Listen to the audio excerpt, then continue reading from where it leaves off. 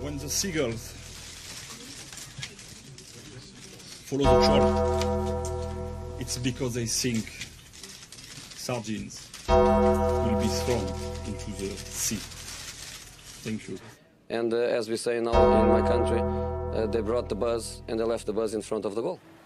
And the guy's talking absolute nonsense. Never heard so much rubbish in my life. Normal men. What do you mean, normal men? We're just innocent men. I'm telling you, don't back down, double down. Don't back down, double down.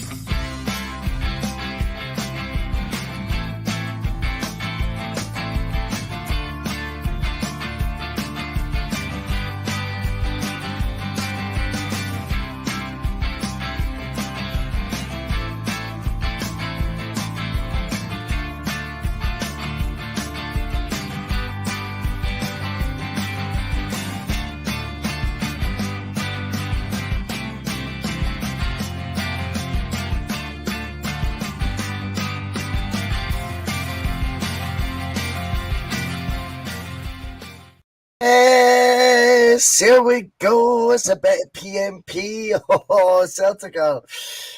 They know how to put us through the mill. That's what they did today. It was a wee bit of drama. It was a bit sketchy at times. But anyway, the 3 points are in the bag, and we take yet another step closer to the title. Sorry, we're a wee bit later after kickoff. Some of us had to work today. I did catch most of the game though, so that was quite good. It was quite quiet, the old work today, Terry, you know, so I've got quite a lot of work done. And we are joined, as always, by Terry Robb and by the punked up warlord himself, Liam Greenlaw. Well, lads, that was interesting today, wasn't it? We will get stuck into that. Before we do so, we'll do all that good stuff. Like, subscribe, all free. If you want to become a member, like GP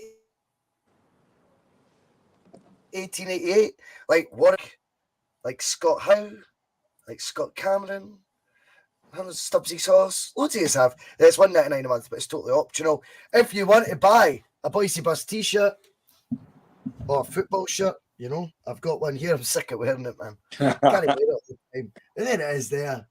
Check that out. There we go. If you want to buy one of those, drop me an email at crookedarm@ymail.com. And obviously, if you want to buy a pie the next time you're watching the football in the house, piesports.com, 12.5% off at the checkout when you put in the code BUS1888. Terry, what you making of that new shirt? You liking that, big man? There's one heading your way this week. Yes, absolutely. Looks the part. I'm just laughing at you saying there, crooked arm. I was thinking of that earlier. I've seen some crooked lines, some crooked VAR lines from earlier on this afternoon. Oh, unreal. No, that was a different way of doing things today. Obviously, ultimately, same outcome, comfortable at the end. But no, it was a different way of going about it today. Plenty of talking points from the game, which I'm sure we'll get stuck into. We will. Liam, how are you? I know you were seeing the band playing the bagpipes and all that yesterday in your main street, and I thought, oh, he's feeling lively. It was a good St. Paddy's Day, pal. It was a pretty good one, aye. It was just crazy around here. A lot of Irish in the city now working here, and they were definitely all down here last night. And it was good crack. And my boy works in and amongst all that stuff and said it was well behaved and really good and just really good patter, you know. No aggro on it. Everybody's good to be Irish in St. Paddy's Day here, you know. No trouble at all. Always good. The game the day though, huh? You seem totally fresh, Liam, unlike your esteemed or stroke steaming colleague Terry, because mate, I hear you're on the pint of the good stuff today. I'm in the milk. I could not face it today at all. Slightly carried away yesterday. It was a long day and a long night, and always know when you're on it. Always know when you're on it. I'll be straight into the bed as soon as this show finishes. I'm wiped out. I love it. I always know when you're on it when I read the old WhatsApp group chat you put it some cheeky towards someone. It's always good banter, to be fair. I'm always like, he's had a pint. I can tell, man. Anyway, all good. I'm just a picture of health. Back on the detox. I had a wee wobble on Monday. A wee wobble because I found out about the new gaff. So I went straight to the pub. I'm not going to lie. I didn't make it home after. Like, I went, viewed it, got it, yada yada, sorted it all out, and I didn't make it home. I was just already in the pub. I'd already ordered a pint of Guinness before I'd even thought about it. So, but that was it. I've been back off it since, and I'll continue to do so till April Fool's Day. That sounds about right. It's boring as fuck, though, honestly. I don't even know why I'm doing it anymore, but it's boring. Anyway, let's talk about the game, because there was, as you say, Terry, loads to get through. Opening 20 minutes, I thought it was a bit of a damp squib. And it busts into life with that red card. What did you make of the red card? We'll just start with that, Terry. I know Celtic had hit the bar before then and stuff, but we've got loads of talking points to get through. I think the opening 20 minutes were a bit boring. We then get the red card for is it Jan? He's that plays. I mean, he's looked tidy in a few of the highlights I've seen for Hibs, by the way, in a few games. So it was, one of the better players, I think, who was getting his marching orders as well. Did you think it was a red card, Terry? My gut reaction was no. I mean, if that was one of our players, you would be pretty pissed off if he was sent off for what were two relatively innocuous fouls. You could maybe argue the first one was a little heavy. The second one, I mean, he's made an attempt for the ball. Carter Vickers' head is extremely low. There wasn't any massive amount of force. So I suppose, yeah, I'd have been annoyed if that was a Celtic player getting sent off on the basis of those two offences. I think at that stage, then I thought, well, that's the game ruined as a spectacle, and Celtic will go on to comfortably take the 3 points. So I think how the game moved from that period into the next phase probably wasn't what I expected after the red card. If we think back to the St Mirren red card in the recent game that we had there, pretty much from that point onwards, it was plain sailing. But that's not how it played out today. It's not. But Liam, the thing was, I don't think Celtic had got into top gear anyway before the red card, and I think we just carried on playing as we kind of were. Obviously, the injury as well, another top point, the injury to Hatate as well. I think definitely shows Hatate, no Moy, yes, no Aaron Moy, and the midfield wasn't as good. But the red card, I think this is now my argument, I think, for all these decisions, because there's so many that crop up now. I just try and do what Terry's just done and go, if that was us, would you be gutted if that was a red card? Or would you be fuming? Maybe a better way of putting it. I think I would have been. I'm not sure that was a red card offence. Like, I think Cameron Carter-Vickers' head stooped pretty low there, Liam, and I don't think the boys there's any malice in it. I think you've already booked him. I think that was one to say, look, it's a free kick still because it's a wee bit dangerous, but get on with the game, and obviously you need to watch your step now. I didn't think it warranted a second yellow, pal. I didn't think so either.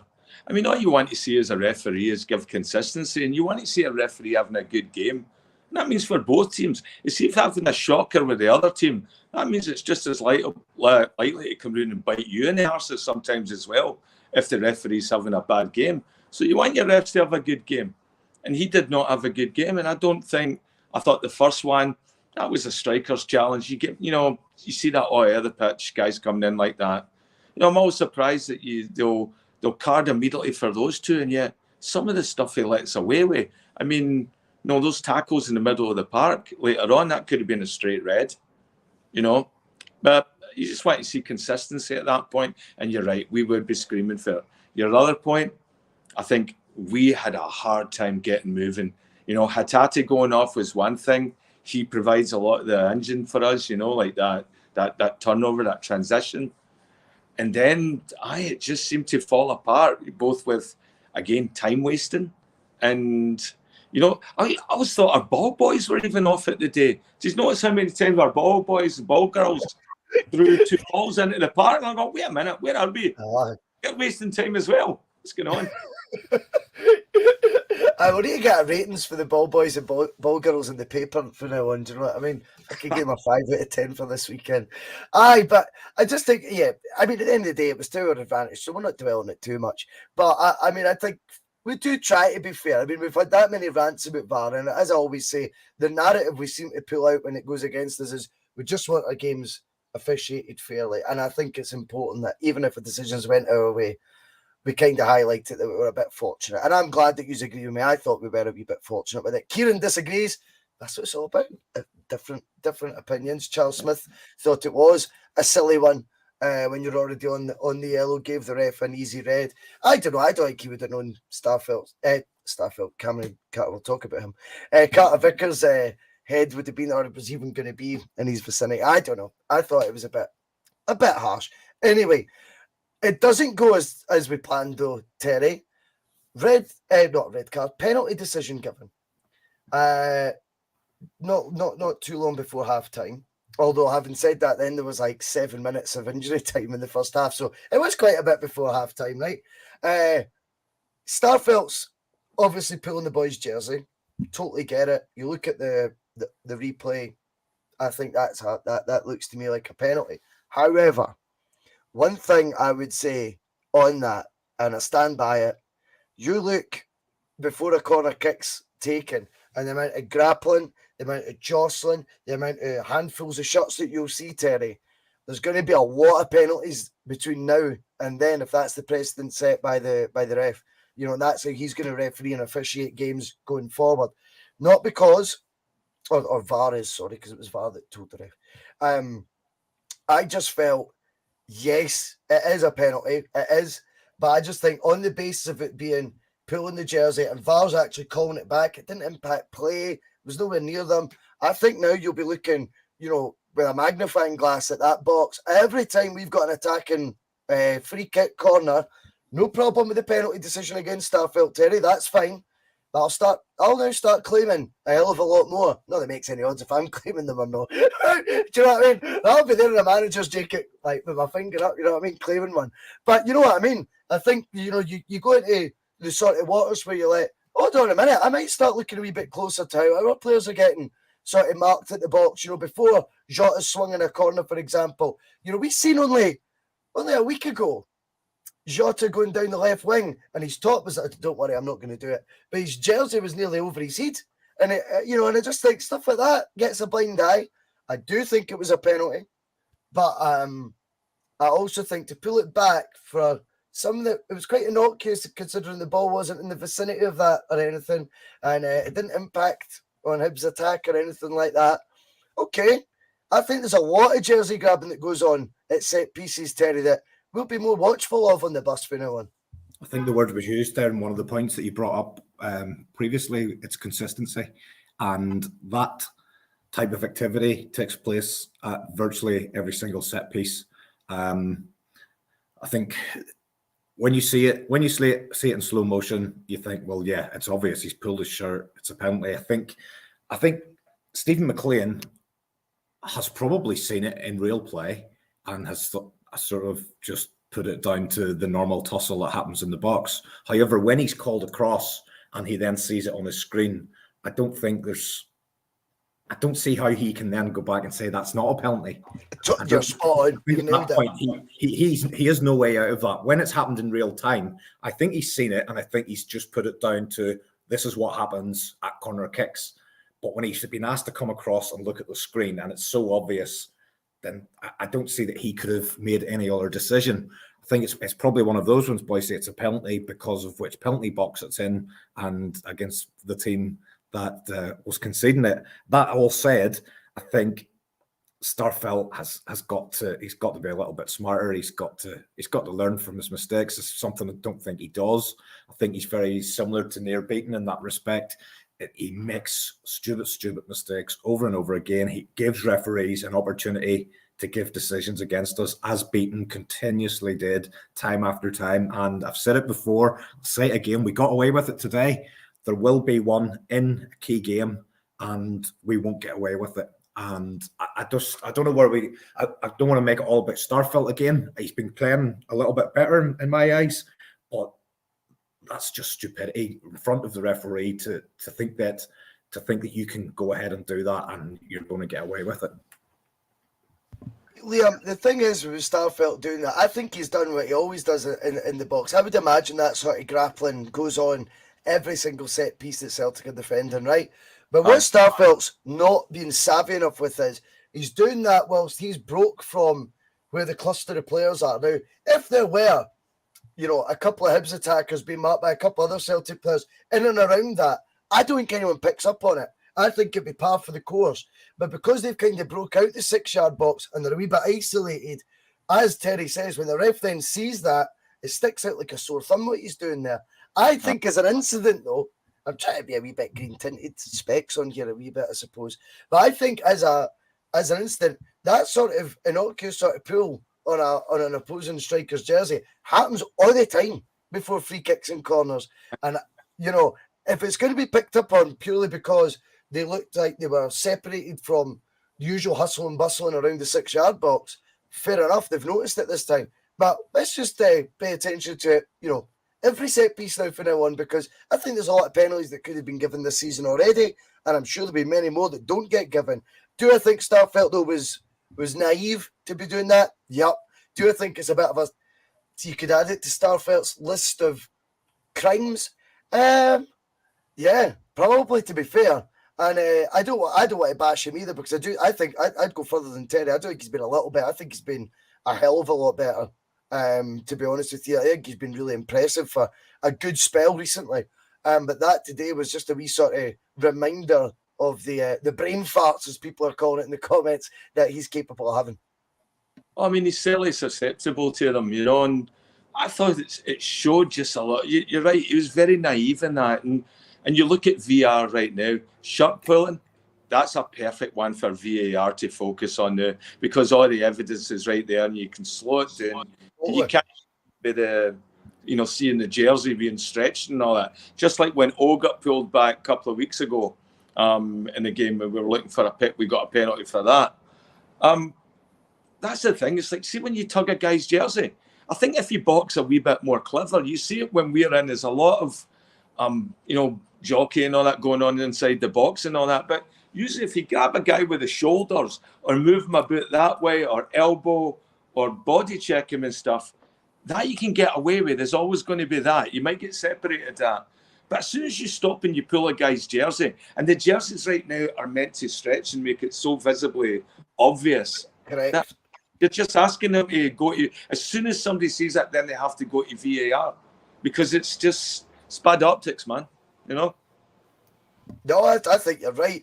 It's one of those ones that the penalty was given. Terry, you're right. You've seen the slow down replay. You knew the referee was going to give it. Hibs score. They go 1-0 up. At half time, where's Terry's mindset at this point, apart from being hungover? Are you sitting there going, it's going to be one of those days at the office, or we've spoke recently? Because we went behind 3 out of the last 4 league games, am I right in saying? I mean, we've spoke on here with quite a bit of bravado at how confident we've been Celtic will come out and turn that around, even if we have went a goal down. Where were you at half-time? I was still confident, but more so just through recent experience of knowing that the team are capable of coming through this obstacle, overcoming the obstacle. They've shown tremendous resilience. The one thing, though, the sort of thing I felt was a wee bit different, I didn't think we created an awful lot in that first half. It wasn't as if, Hibs were hanging on. It wasn't as if David Marshall was pulling off whirlies. We were creating loads of chances. It was a little bit flat. And I don't know if that's because we lost that little bit of electricity in the midfield when Hatate went off. Is Hatate now the key player in that midfield? And when we lose him, is there then something missing? So I felt we were definitely going to have to step it up a level. But as I said, I was relatively confident that we would do that. And I think, given when the guy was sent off, I think when you're playing with 10 men for that length of time, when it really, really gets you is in those last 20 minutes, whenever the legs are starting to go. And as we know, and as we've seen in this game, Celtic are able to bring on 4-5 players who are, a number of those are game changers and can pull a result out of the fire for us when required. Well, they absolutely can. And one of the traits we've got as well, William, with the Celtic side this season is, obviously, it's the third league game in a row, by the way, actually, we've went behind. But it's all about that instant reaction. We come out the second half, and you just knew the key was going to be for us in that opening sort of salvo again. The opening 10 minutes, get that equaliser, right? And then put them to the sword, put them right on the back foot for the next half hour. And just with the waves and waves of pressure, we'll wear them down and get the winner. That actually ends up happening. We got a penalty of our own. Not too dissimilar an incident off the ball, and it's Cameron Carter-Vickers. I'm not going to go as far as saying he was rugby tackled to the ground or anything, but from where I was, absolutely, I thought, particularly, the first one's a penalty. I'm not giving it that. I think it was a penalty. The second one, 100% as well, isn't it? That's got to be.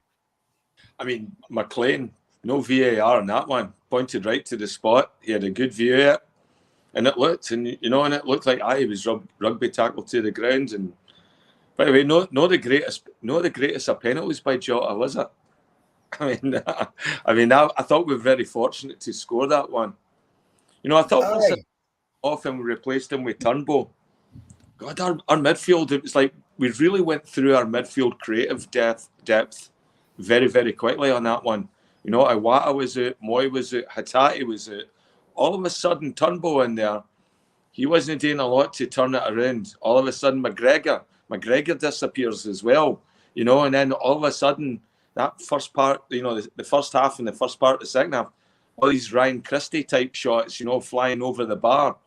I was trying to figure, okay, we need to get it down here. We need to build up momentum and get the machine going again and just grind them down, And then eventually that's what we did. Jota gets scores the penalty, Terry. Liam thinks he's fortunate to get it, of course, because the goalies went the right way. It's went under him. But it's a clean connection he gets with the ball, which I always think helps. You know what I mean? There's no scuffed it. He's hit it nice and true. And on that sort of surface, because it was bucketing down in the first half, that's meant that's just slid right under the goalie. And again, for there, I thought, we got the goal in that sort of window. I think it's really important to do it coming in for the second half. I think that opening 10 minutes, it was crucial for us to get the equaliser then. We did so. I went off and puff a wee bit more again to get further ahead. But just quickly on the penalty, I take it you're very much on board. That was a pen. Again, it's one of those ones. It's the kind of thing you see. You see players grappling. You see quite often the Italians were famous for it. The arms completely round the player, and you will see a defender getting away with that somewhere over this weekend. But no, in my head, it was a Stonewall penalty. I don't know what the defender expected to happen when he puts himself in that position. I want to just touch on. I wasn't overly confident for Jota stepping up, and I just want to get your thoughts around what is the actual penalty kick policy in terms of what is the priority order, because that's the first one Jota's taken. And we've also seen Turnbull take. Moyes number one now, isn't it? Moyes number one, and then Juranovic is obviously gone, so he was taking them. McGregor's Magus have been taking them. He's gone, but we've seen McGregor take them. We've seen Turnbull. Took one. Yeah. So how come Jota takes this one? I know wasn't on the park yet. I was actually expecting Turnbull to step up, or McGregor. So it's by the by he scored. I didn't think it was the cleanest penalty. Although, having said that, if David Marshall goes the other way, then it looks like a nonchalant penalty. You know, it's about it ending in the back of the net, which it did. I can't make my mind up on Jota's performance today because he was busy. He was really, really heavily involved, but I just felt the end product. The final ball just wasn't there. There were a lot of balls that were hitting the first defender or just going through quite softly to David Marshall. And I think Jota, he was really involved. He was involved in lots of stuff that we were doing. But sometimes I think you just have to sort of see past the step overs and the flicks, and all of those things are great as long as they end up in something. But I just felt too often today we were seeing him. We were seeing those kind of step overs and tricks and trying a few fancy flicks, but what was the actual end product? Well, I think the tricks were there, Terry, but what I would say is he was getting his ball into the box. It's just they weren't good balls. I agree. No. The final end product wasn't good, but I think from my point of view, I would say it's a wee bit unfair that it was just tricks and flicks for nothing. I think he was making the attempt to get the balls in. I just think he didn't have his crossing boots on today.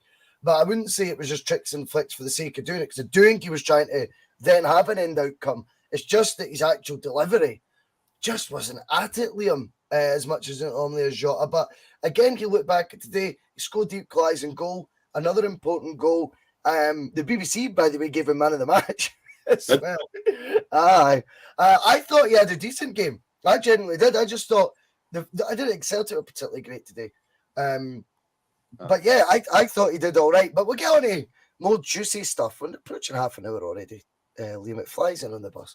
Oh. And it was a brilliant goal by Giakoumakis. Sorry. But I mean, fucking hell. The similarities are there to be seen, aren't they? That could have been a Giakoumakis header. It could have been a Giakoumakis celebration. Chaos. I like it. Chaos. I had just put on the WhatsApp group that like before that goal went in, so I went, I'm starting to miss Gigi.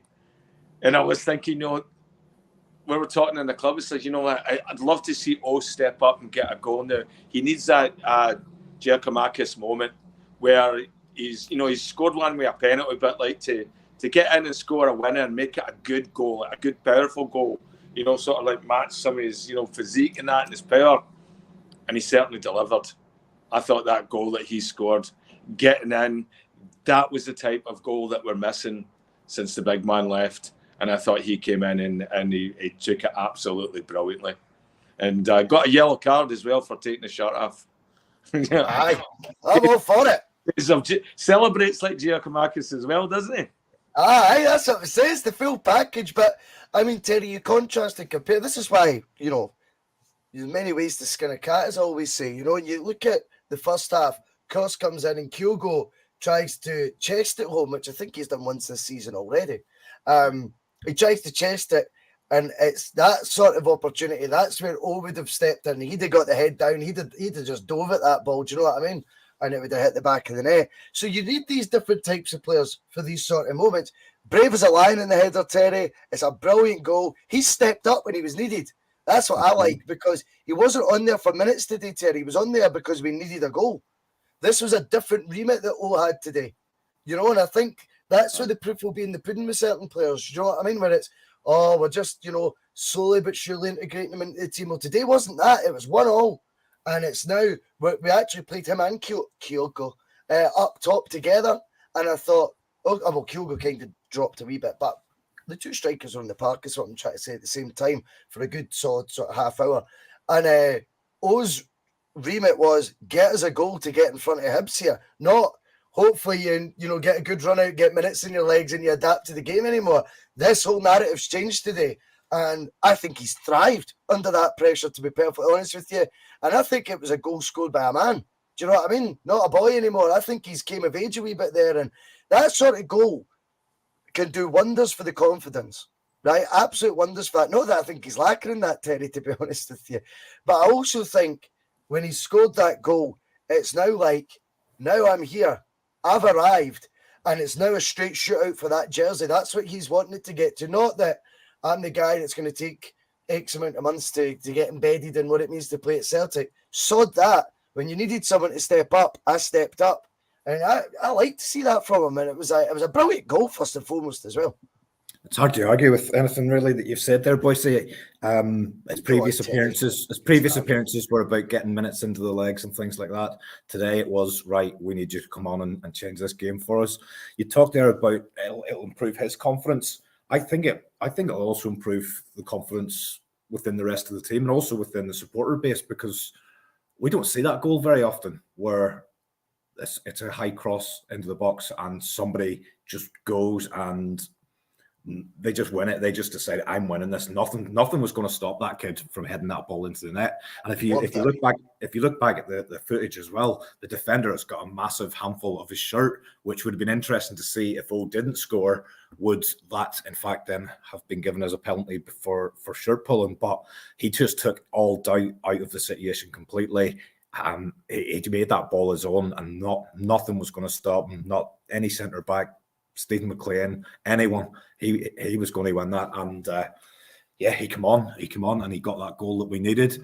I think we talked about one of his performances. Do you remember the day he came on and he was throwing himself about and he got a silly booking and things like that, and it was kind of like, it was the O show as such, the O show kind of thing. But I think he's done that in a different way. He's come on today and he's in that moment just with his pure determination. He's now arrived. I think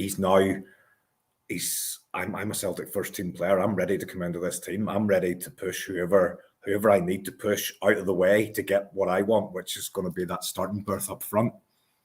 Aye, you're absolutely right. I listened to Ange on Celtic TV, did his interview after the game as well with him, and he said, look, he's a hell of a player. He says, he obviously talked about the fact that he had to sort of integrate him into the squad and get him up to speed sort of thing. But he says, we're seeing him in training and the things he could do. And he goes, and trust me, he's a player. Kimchi Strider says we were so harsh on him after that final. Hardly, Kimchi, behave. Come on. All we did was comment that, the leading with the arm thing was a bit silly. So harsh. Come on, mate. Just using our eyes. You're allowed different opinions, Kimchi. I don't think it was harsh. Any critique could be harsh if that was the case. We've all got O's back, and I'm sure we said that on the exact same show. We were all willing him on. I think, though, to be honest, Liam, when you hear Ange making comments like that, Ange says things very deliberately, and I think when he was saying, I've seen what he's been doing in training and things like that, he's giving you a bit of insight, and there's more to come for this boy. Remember when he said Atati he's not fit yet? Remember that? And it was like he geared you up for what Atati's done this season. And we see some similar with that wee comment that he made today was almost a shot. What was they saying? A shot over the bow. Do you know what I mean? Everyone to say, here's a warning for the league. This guy's going to get better and better. I can't wait to see what it is that he's going to bring next extra. Right now, I just see a really good physical presence, what we're sadly lacking.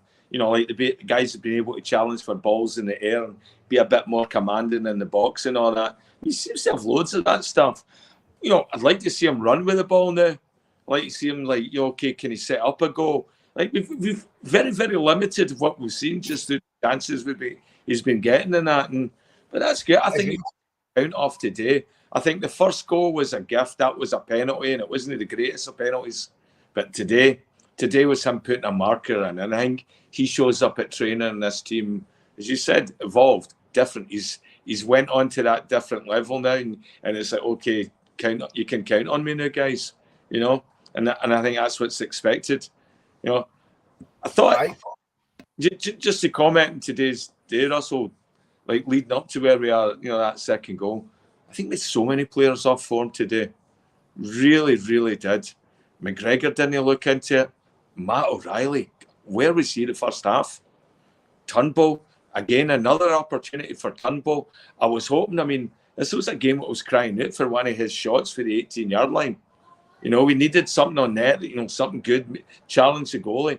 Too many of our shots were flying over the bar or crosses that were just getting fluffed out the other side of the park. Seemed to have a lot of that going on. Did you think Taylor was very good today? I don't He's know. not fit. He's carrying him up. He's what? He's turning definitely up. not fit. I thought it was a risk starting him. When you seen it, I think he was. They were saying even at half time he was the first one out, sort of doing warm up for the second half. I don't think he was right, and I think you could tell.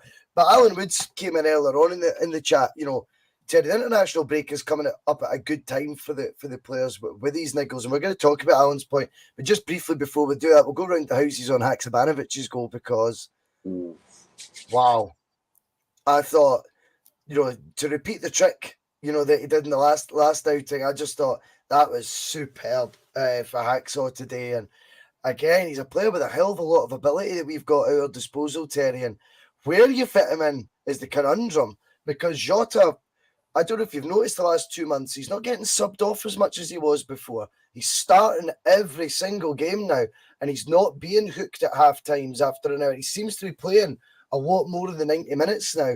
That you know, to get that left wing spot is going to be very tricky, particularly when Maeda and Jota seem to sort of interchange it during games, which I think Ange's a big fan of. But Hacksaw, when he does come on, I mean, as a sub, is he more effective as a sub, Terry? In our experience, yes, because we called for him to get his start. He got his start last week, and he was pretty anonymous, to be honest. Although I want to get your feelings on this. Just we got that equaliser obviously early in the second half, but I still think from that period through until O's goal, I still don't think we were creating enough, and Hibs were getting deeper and deeper and harder to break down. And I felt that was set up for Haksabanović to come on with those quick feet, committing defenders, taking players out of the game, going by them. And when the three changes were made on the hour mark, which was Bernabei for Taylor, which is fair enough given that Taylor has been struggling. O came on for O'Reilly. Abada came on for Maeda. I felt I wanted to see Haksabanović come on at that time because I think he would have been able to help break down that Hibs defence, which I say was starting to fall deeper and deeper. Ultimately, we didn't make that change. We brought him on later, and he had the same impact that I'd hoped he would have come on and had. Anyway, but that goal of his, that's now the third one of those that's pretty similar. So with the one recently, and then if you can remember back to the last game before the split for the World Cup, he scored against Ross County, a similar one cutting in from the right. And the thing is today, when he picked that ball, once you knew what he was going to do, you were just watching the net expecting it to ripple because you've seen that movie before. And this seems to be his signature goal to join the other list of signature goals that we now have within the team. He scores the goal that Ryan Kent tries about 14 times a game. And he seems to be doing it with aplomb when he's only getting on the park for 20 minutes, you know. It's a very, very difficult one, Bhoycie, because I want to see more of him. I love watching that kind of footballer. I just love watching a guy who drops his shoulder and takes players on. There's something about someone who's got great dribbling ability that you want to watch them. You want to see them go by players, and I think he's got the end product. It's not as if he's running down a blind alley. The guy can finish as well. How do you fit him into this Celtic team? It's very, very difficult. Very difficult. It is difficult because we look at the midfield area. I mean, you take Atati and you take Moy out, for example, today because O'Reilly's maybe not in his best form right now. Albeit, I think overall his numbers will look back at the end of the season as well. His assist numbers anyway as being very decent. But is this international break, as Alan Woods is asking Liam, coming at the right time? for our players with the injury niggles that they've got. Do you think this is a good time for us actually to, whilst we'll miss Celtic, I mean, we don't want to wait 2 weeks to see us play again, because we're in that business end of the season, and this international break out of all them irritates me probably the most, because you want the games coming thick and fast because they've all got that added meaning because there's trophies on the horizon. But do you think maybe when you look at it from the manager's selection sort of dilemmas that he's got, all tend to be good ones. But when you look at the first team players that have picked up a few knocks, Taylor, Hatate, Moy, is it maybe this international breaks maybe just came at the right time for Celtic? Well, it came as a brilliant time for us, because even with some of the injuries right now, there's a chance to recover. And if they do recover quick, we've got a lot of key players that have sat this one out. And so guys like, Cameron Carter-Vickers and Moy, if they get a wee bit of fitness back of that, or they're benefiting for some of the training, the tactical work, whatever Ange does at this time to evolve them for this step of the season, he always talks about how we have got different gears for different sections of the games, that we're always moving, and, like there's a certain way that we play. I mean, if anybody watched that, the press conference he did on Friday, where he was talking about his training, he was absolutely brilliant in that. When he was talking about how he sets up in the teams in training, so he's got two really good sides playing against each other. One's trying to break down a really stubborn defence, and he says, and the people that are defending, get benefit from doing that as well too. But it's hard, intense training, and he wants to see that so that it can come out and replicate in the game.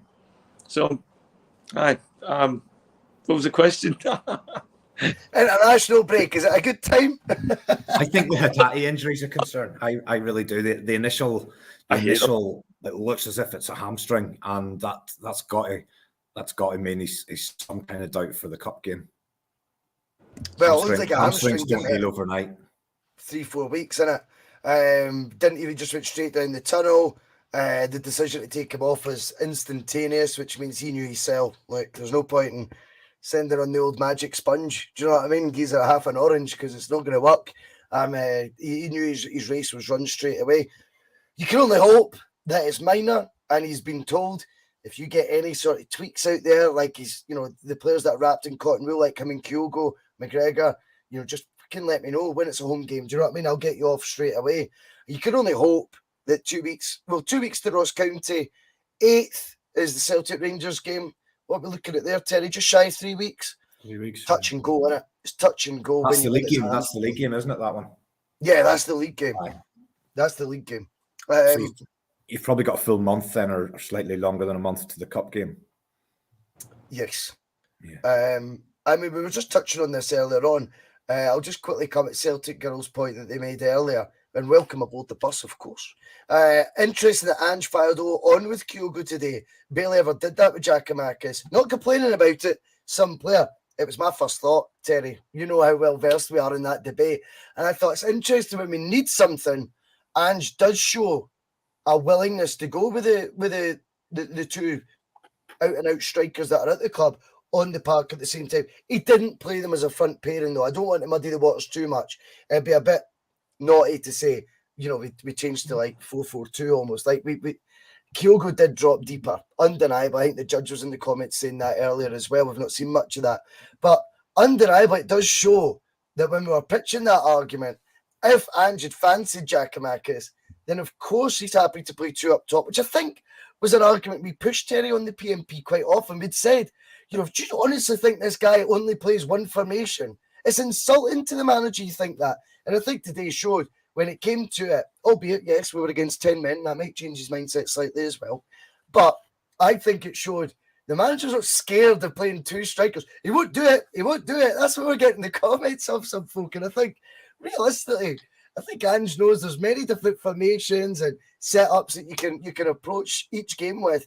And I think today at 1-1, when he decides to go two up, not necessarily two up, but the two strikers in the park, I'll try and articulate that properly. But to do that then shows when it was needs must, he wasn't shy in doing it. So it's definitely going to be an option for us. I think the difference will be, Terry, O's and Ange by. Giakoumakis maybe wasn't. Yeah.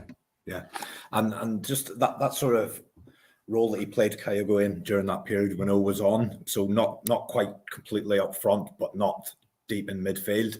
Is that somewhere that Haksabanovic could fit in, where he's not battling against Jota and Maeda for one side or Abada and Jota for the other? Has he got the ability to play in that sort of 10 role instead of an O'Reilly or a Moy or whoever, with the likes of Hatate and McGregor in behind him? Could Haksabanovic play that role in there? That will be one that's interesting to see. But I think what you see with this team with the manager's approach is you've just got so many of these guys up front who are totally interchangeable.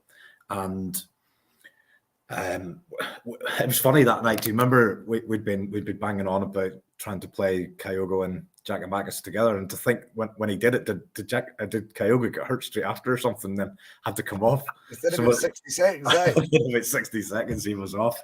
It'll be interesting to see, Bhoycie, between now and the end of the season, if that gets replicated, where those two are playing at the same time, or will he revive? Is it just something that is reserved for when needs must kind of thing? But if it is needs must, Liam, and you think that's the best way to then get back into the game, that tells you it's obviously an effective tactic. I don't buy into Ange being as stubborn as people are inadvertently making out. They think they're being all defensive of the manager, but I actually think they're selling him short sometimes. I think if you think this guy only knows one way to play, one tactic, one formation, I think that's selling the guy short. There's no way he's played the same formation in 26 years of management every single game. Just there's no. So I think it was about getting the players that he wanted to be able to fit different styles. And I just think maybe it was Giakoumakis' overall game. I don't know, but for whatever reason it was, the stars didn't align with Ange and Giakoumakis. O is very much someone that I would imagine, I would be willing to bet pretty heavily on, 75p or something. Right. Like that, Ange identified O as his boy to replace Giakoumakis, and he'll maybe feel far more comfortable if he is going to be, needing to play two up, now that it's O being his alternative option as opposed to when it was Giakoumakis. When they took Taylor off as well, I thought this might have been an opportunity for Ange to go three at the back.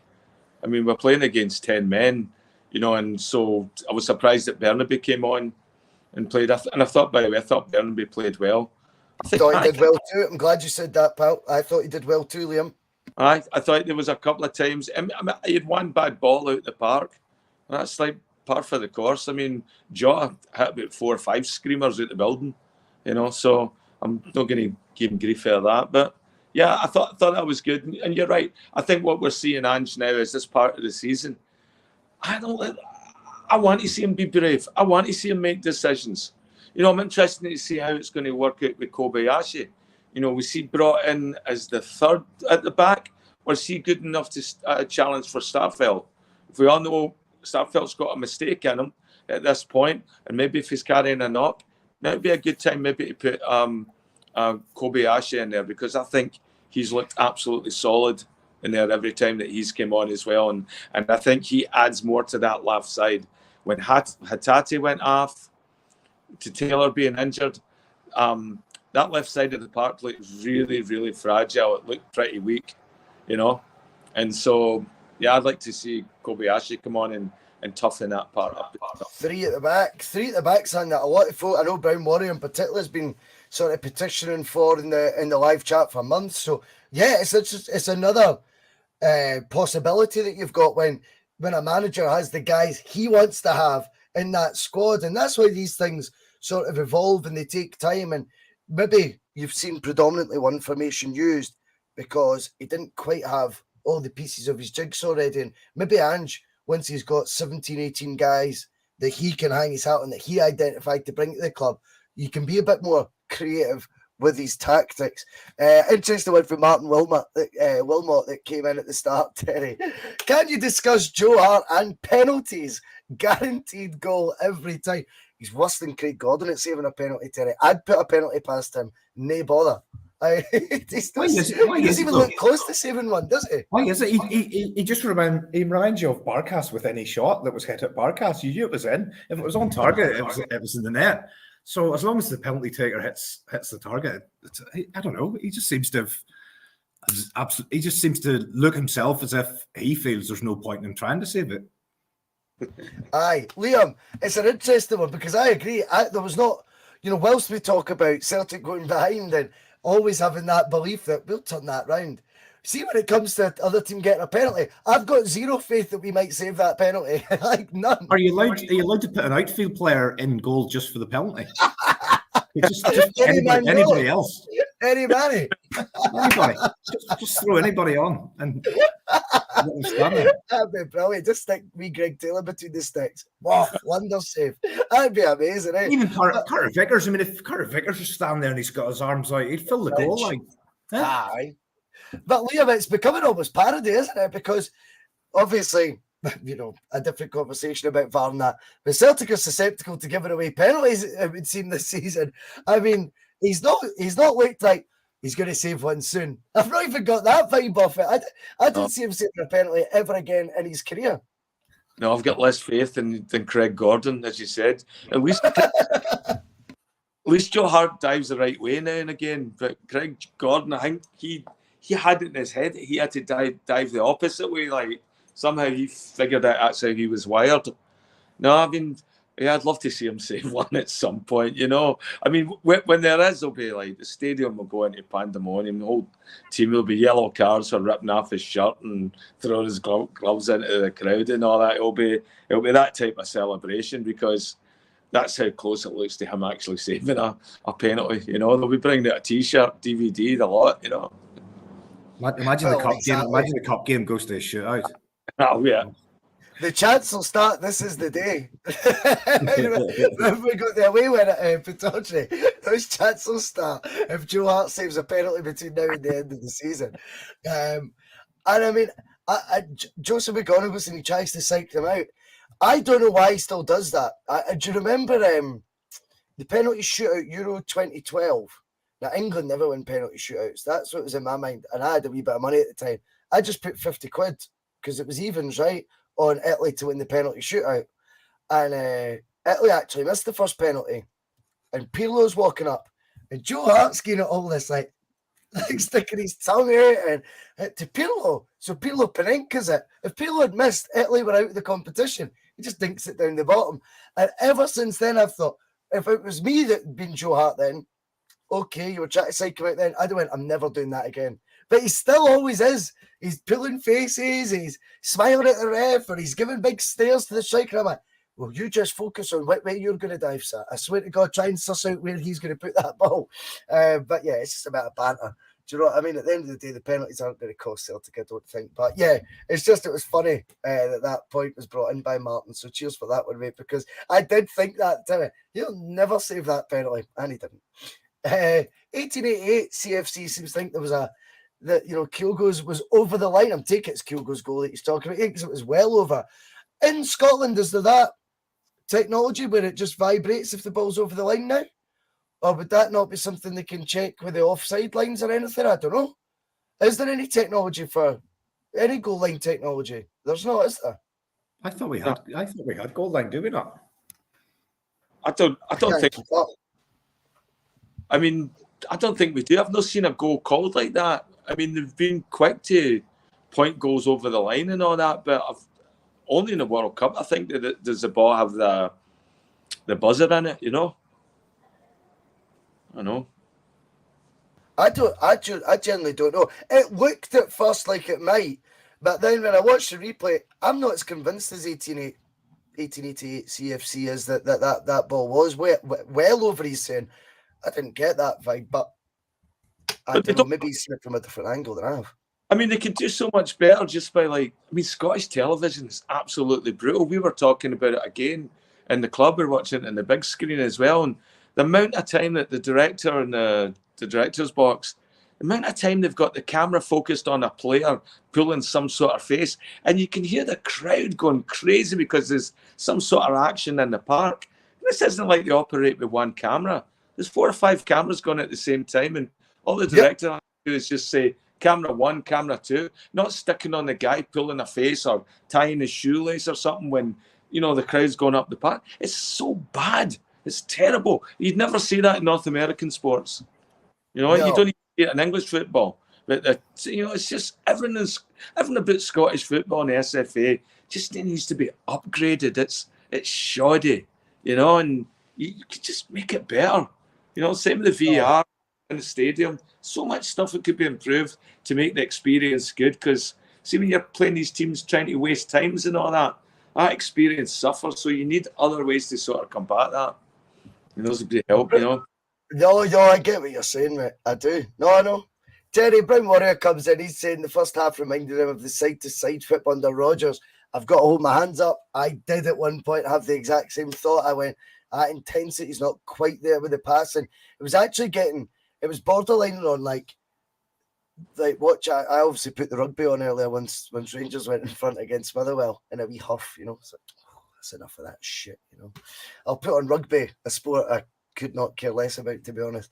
But I was getting, sort of rugby vibes of Celtic that were just going side to side and they were really missing out a man, which always frustrates me. So see when Celtic are at it, they'll miss out a man. See when you're continually just going for the safe pass to your side, yes, you might be gaining yards, but you're playing it almost rugby style where it's like, come on, someone's got to take that riskier pass at times, Terry. Do you know what I mean? And I think whether it's because it was more of a makeshift midfield with the injury to Atati by then as well, I don't know. But it did feel it was a wee bit slower than normal. And I know what Brian's saying. It's a bit tongue-in-cheek with the Rodgers side-to-side thing. But I did have a wee sort of flashback to that watching the game today as well, Brian. I think Hatati's the key to the whole thing. He's the one who plays those risk-reward passes. He's the one who's trying to play the cutting passes. I think him going off had a real impact because there was nobody else taking on that mantle where I'm going to be the person here trying to make things happen. And as you say, then the passing becomes a little bit safe. It becomes slow. It becomes the easier pass, the less risky pass. We end up keeping possession. Hibs were dropping back as we expected them to do, down to 10. We had lots of easy possession, but we didn't have any cutting edge. And that's what I said earlier. I was sort of half-time thinking something is definitely going to have to change. We can't just keep going at the pace we're going with the approach that we have and the players are currently out there because it's not working. We need to change it in some way. We need to be able to get in behind them. We need to increase the intensity. I think that the lucky thing, well, lucky's maybe not the right word to use, but the fact that we've got so many people that we can bring on that can change a game. And Liam mentioned earlier around there were quite a few guys that were off it. I think there were a hell of a lot of them that were off it. I mean, even someone who we've really praised recently, Alistair Johnson, he just didn't seem to be his snarling, energetic self. It was as if some guys were playing within themselves. And as I say, having game changers on the bench, a Haksabanovic, can now be described as that because I think the fact that he came on when we needed him to do something and he delivered, he's a potential game changer. We know what Abada can do. When it's not working, we've just got so many options, and I think the 5 substitute rule really, really helps Celtic more than any other team in that division because we have got a squad that is filled with quality. One thing, Bhoycie, I don't know, you can correct me on this. Did the guys on the TNF, did they cover off any other European scores that happened during the week?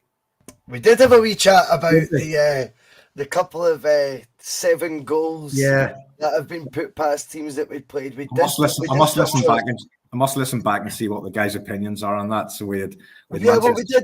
I mean, Terry, my take on it was sort of, everyone before that group thought we could get second. Then as the group panned out, said, it was a really hard group.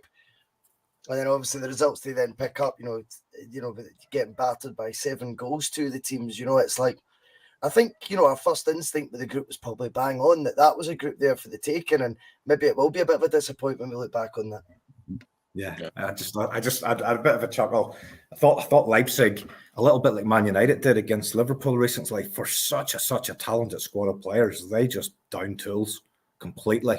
I mean, they're a very talented side, a lot of young players, and play a really attractive style of football, but they just totally down tools. Are you saying if McGregor's shot hadn't hit the post and went in, that we would have beaten Real Madrid 7-0? Is that No, definitely not. I mean, I felt last year's Champions League group was probably as good a group as you're going to get in that competition. I'll be very surprised if we're again, lucky's not the right word to use, because all the teams Won't be as kind this year, eh? in the competition. You could end up with an absolute honking group, like really, really could.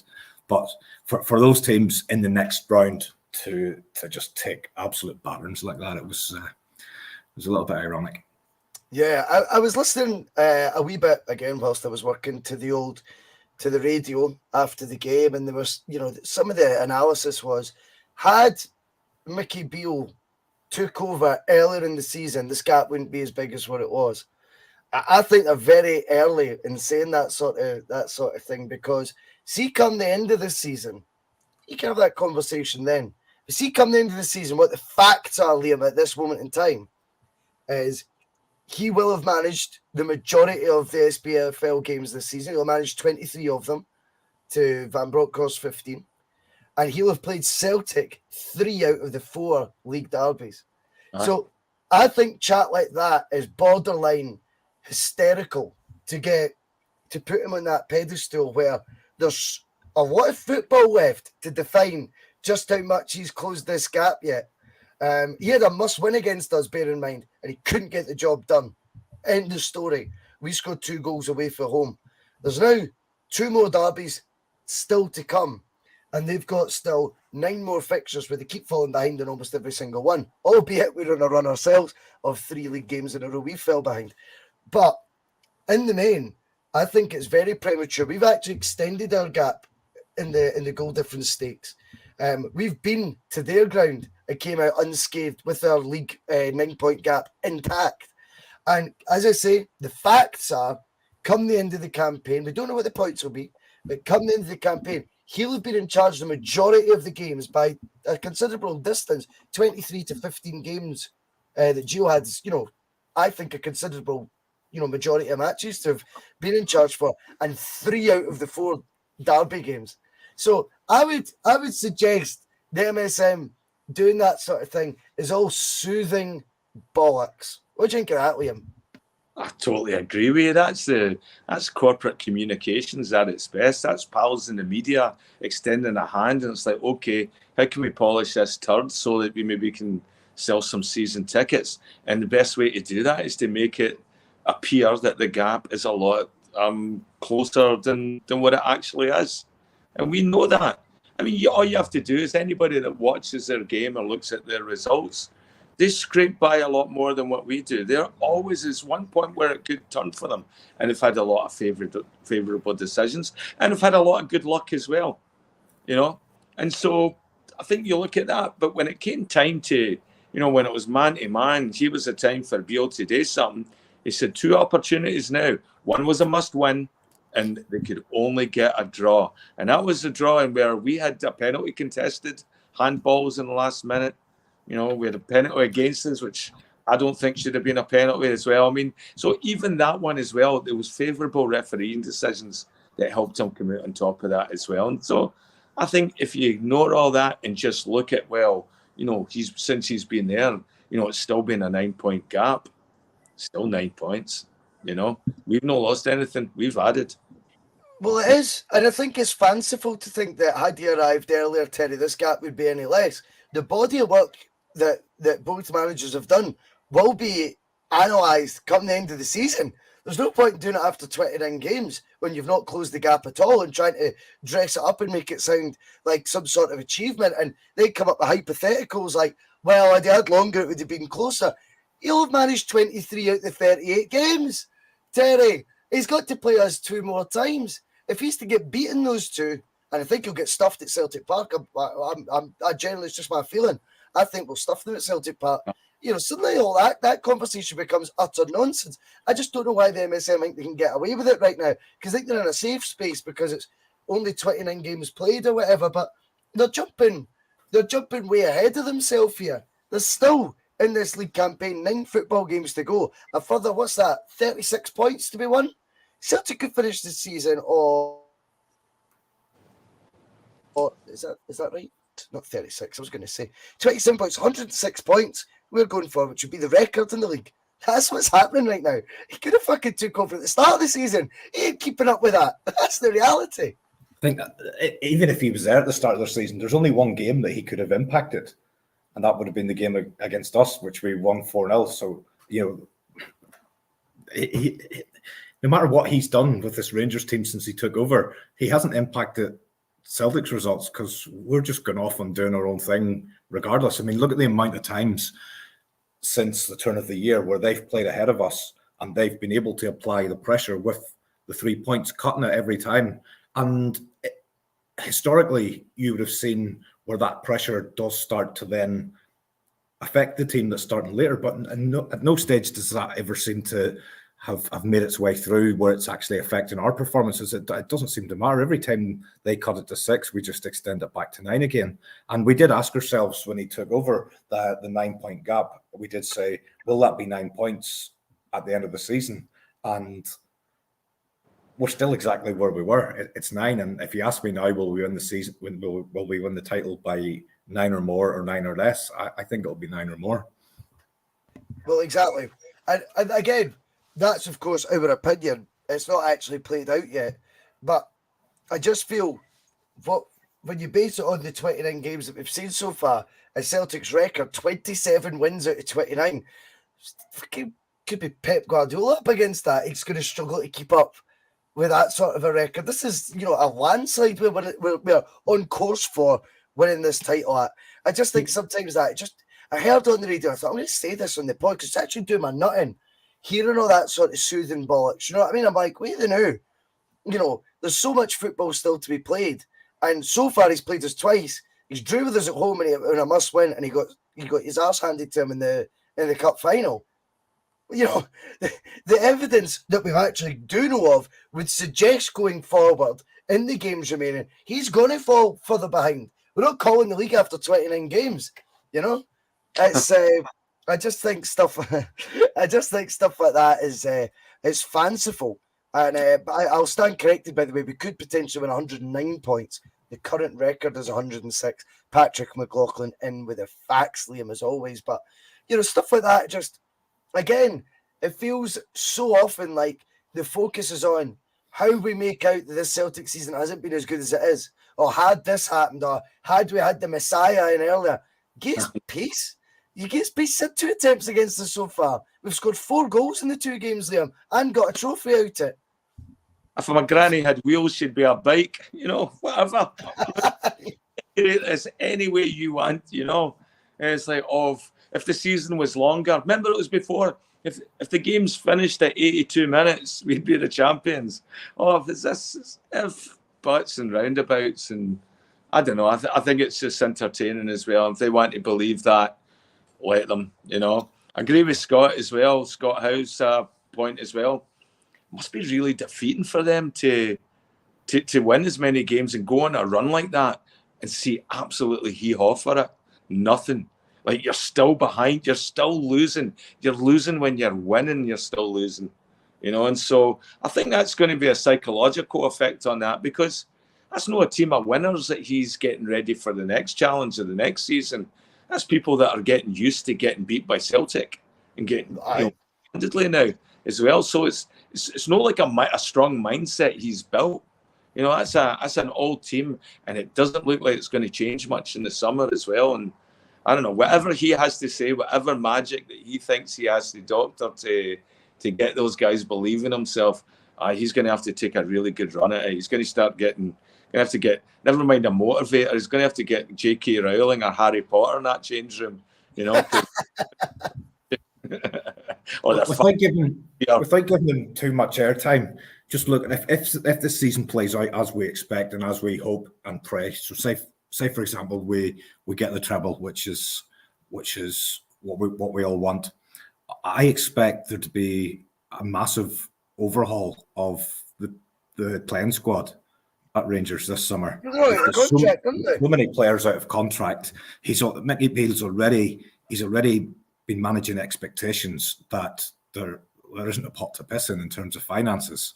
He's already talking about how he's going to have to get really creative. I think our team going into next season, the gap will actually be bigger than what it is right now. But I'm interested to see how that is spun, because they're going to have to try and lift everyone at the club and put a spin on it that they're going into next season stronger, ready to compete, when I don't actually think they will be. That playing squad won't look anything like it is now. He doesn't even know if his star striker has already signed for another team or not. Be really, really interesting, but I'm more concerned about the business we're about to do this summer. But I'll have one eye on what's going on across the street. Always, mate. Always. There'll be some very interesting summer podcast that we do. We'll be scrutinising the transfer strategy as if we have a clue what we're talking about, as always. The same way we do P.M.P every week, and you seem to enjoy it. There's 182 live right now, so big thank you to you all for jumping on the bus today. That rounds us off. Don't forget, we will be back with the Sunday Blether tomorrow around midday. I think it'll be a wee bit later than normal with David, Phil, Mark, Regan. In fact, maybe no Regan this week, but the other three will be there, three amigos. And then we'll do a wee Sunday session in the evening as well. Once you've took all your mothers out for lunch or dinner, whatever it may be, we'll do a wee Sunday session at night as well and talk some more shite. Anyway, a big thanks to Liam, the Pumped Up Warlord over in Canada. A big thanks to Terry across the water. It's been another day. It's another 3 points. As Odson Edward would say, top of the table. I